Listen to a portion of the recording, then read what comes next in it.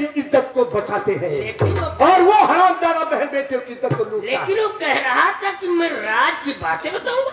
अरे वो हरामजादा झूठ बोल रहा था, कोई राजवाद की बात नहीं बता रहा लेकिन था। एक बात यह है, भूरा का हम तुम्हारी ठीक करो और वह खूनी का अगर पता बता दी ये गोली मारी तो जवन जूता महे पर मारा कि मुंह घूम के घर आ गए। चली तो है यही टेबिल के लगे, एक दिन मोची बैठा थी, वह महे पर जूता मारे वाला बनावा थी। आपको बताए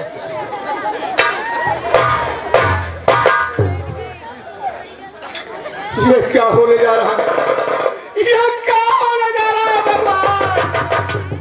ए भोलेनाथ, मेरी जान बचाओ, कहर जी की जान बचाओ, नहीं तो मेरी माँ भुरा का रात तिलक करेगी और मेरी फांसी करेगी। भोले कहर जी, हाँ भैया, तुम्हारी जान क्यों फटी है? हाँ मेरी जान जाने वाली है। आराम कर, कौन बोल रहा है ये?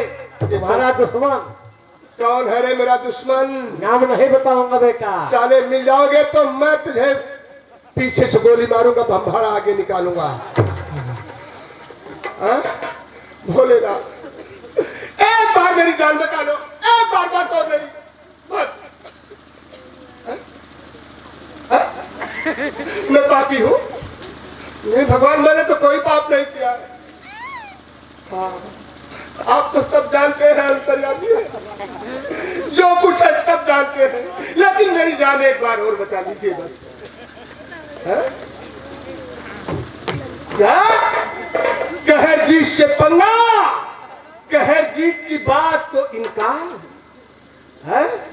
अगर 3 गिनने से पहले नहीं बताया तो मैं तुझे कैलाश पर्वत से जमीन मिला दूंगा। पागल तो पागल, इधर पागल है भैया। कौन है रे मुझे पागल कह रहा है? हरामजादा! नंबर 1,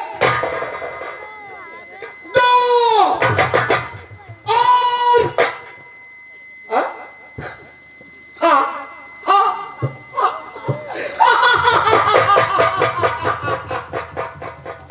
जाओ जाओ, कैलाश पर्वत पर जाओ, भांग के गोले खाओ, वहीं पर पड़े रहो।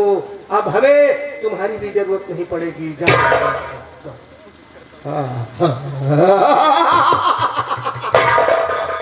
मेरा कुत्ता सुरजीत भी परेशान है कि भूरा ठीक हो जाए और वो राज की बात बता दे। भूरा नहीं ठीक होगा सुरजीत, मैं तेरे पास आ रहा हूं।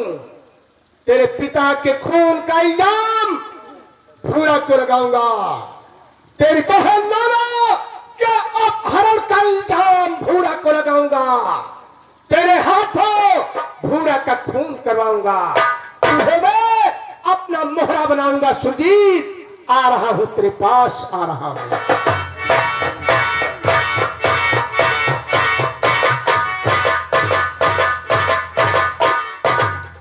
ईश्वर, अभी तक भूरा को होश में नहीं आया है और उसने कहा था कि राजमाता को एक राज बताना चाहता हूं।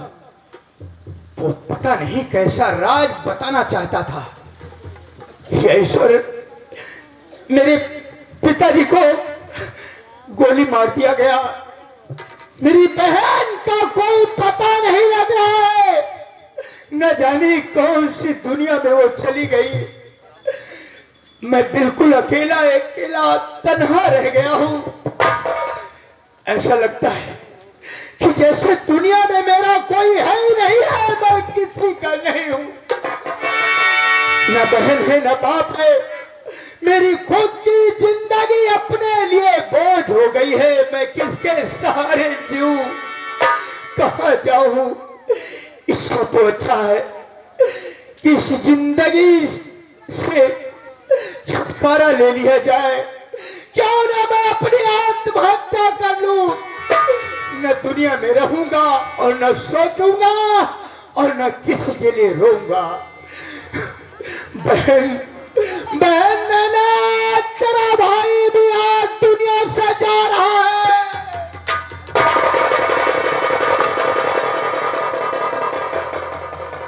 राजकुमार जी, आखिर आपने मेरी तलवार मुझसे क्यों छीन लिया?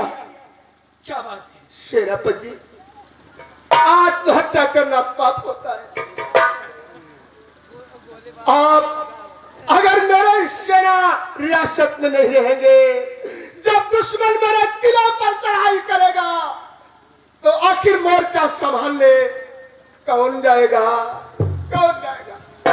मैं तुम्हारी बात समझता हूं राजकुमार जी, लेकिन तुम जानते हो कि मेरे पिताजी को न जाने किसने गोली मार दिया और मेरी बहन का कोई पता नहीं लगा। अब तक वो न जाने किस दुनिया में खो गई। सेनापति, मैं आखिर किसके लिए जीऊं?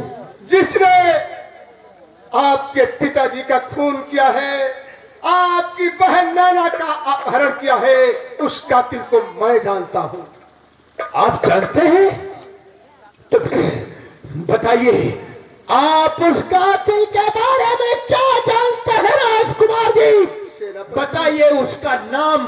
आज आपको रोता हुआ देखकर मुझसे बर्दाश्त नहीं हो रहा है। बताइए उसका नाम। एक दिन की बात है, मैं अपने दोस्तों के साथ अपने शाही बगीचे में फुटबॉल खेल रहा था। मेरा फुटबॉल अचानक जनाने चमन में गिर गया। फिर क्या हुआ? मेरे दोस्तों को हिम्मत ही नहीं थी कि चमन में चले जाएं। वहां पर माँ और मैं, तीसरा कोई जा ही नहीं सकता। तो फिर वो फुटबॉल आया कैसे? मेरे दोस्तों ने कहा कि राजकुमार जी आप जाए और फुटबॉल लेकर आए। मैं दौड़ते हुए चमन में पहुंचा तो वहां क्या देखा? क्या देखा? क्या देखा राजकुमार जी? कुछ नहीं। कुछ नहीं? नहीं राजकुमार कहरजीत सिंह, तुम्हें कसम है, कसम है तुम कुछ मुझसे छुपाना चाहते हो। साफ साफ बताओ। अब तो बताऊंगा जब आपने कसम रख दिया। हाँ बताओ। वहां देखा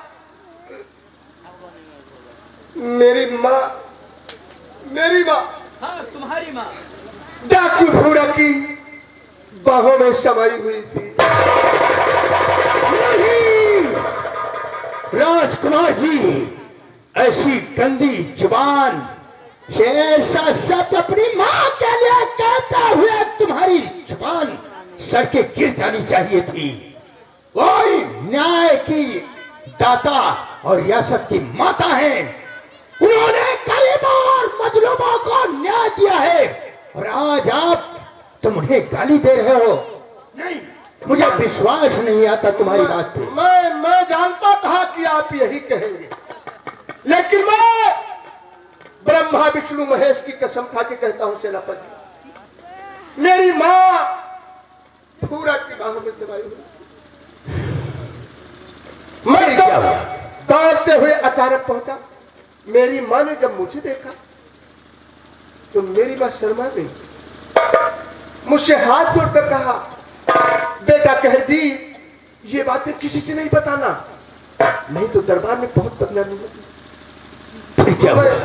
मैं अपना सर नीचा किए हुए वहां से चल पड़ा। वहां से मैं चल पड़ा और जैसे मैं वहां से चला, आपके पिताजी भी उसी रास्ते से आ रहे थे। मेरे पिताजी? और आपके पिताजी ने भी मेरी माँ व भूरा को देख लिया।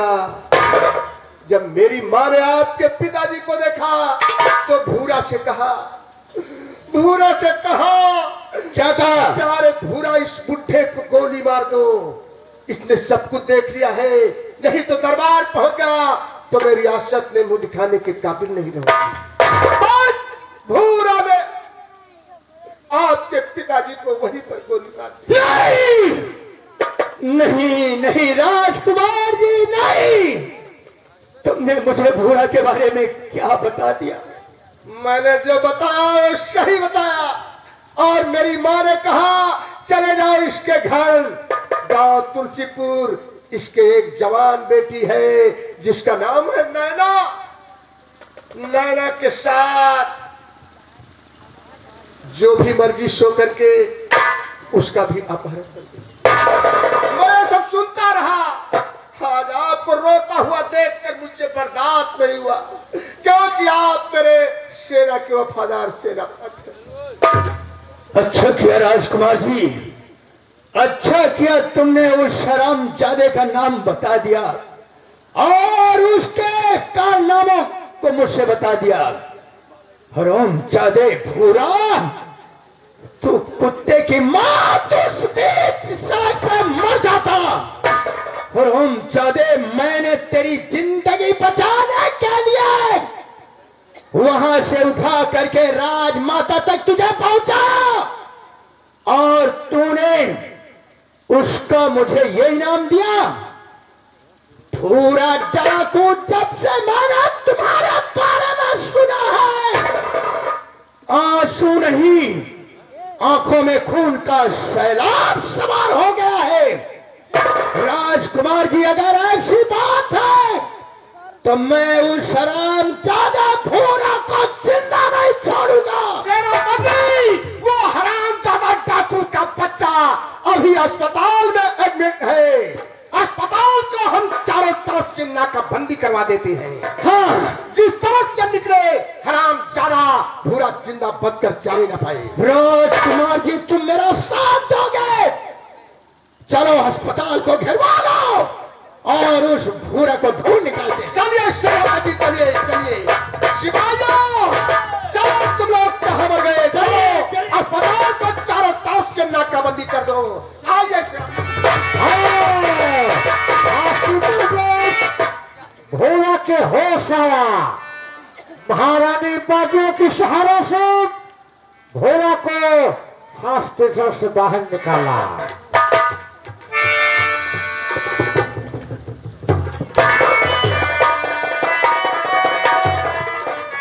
बेटा भूरा, ये बता, तेरी तबीयत ठीक है ना? ठीक है माँ। बेटा भूरा, तो कुछ राज की बातें बताना चाहता था। पूरा की बात बता, क्या बताना चाहता था? जरूर बताऊंगा रानी माँ, लेकिन सबसे पहले आप मुझे वचन दें कि आप दोषी को सजा देंगे। दोषी चाहे रियासत का हो, चाहे दरबार का हो, क्यों ना आपका बेटा कहे जी। आप मुझे वचन दें कि आप दोषी को सजा देंगे। हाँ बेटा, मैं वचन देती हूँ कि मैं दोषी को सजा जरूर दूंगी, चाहे दरबार का हो और चाहे मेरा बेटा खुद न हो, मैं उसे सजा दूंगी। लेकिन बता,